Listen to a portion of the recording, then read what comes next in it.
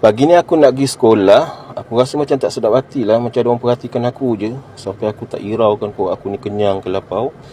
Sebelum tu Kak Ros dia nak jumpa aku. Bila aku dah jumpa dia, dia membebel depan aku. Aku dah geram, aku hilangkan dia terus. Kemudian hari ni aku nak naik jet. Aku malas nak naik kereta lah. Menghadap jalan jam lagi kan pagi-pagi ni. Kemudian sampai sekolah, aku shoot lah video sekolah ni.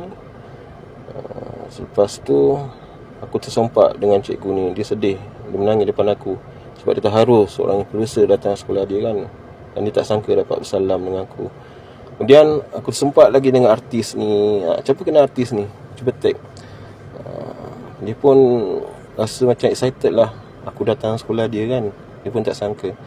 Dan bila masuk pejabat dia, semua dah menunggu aku.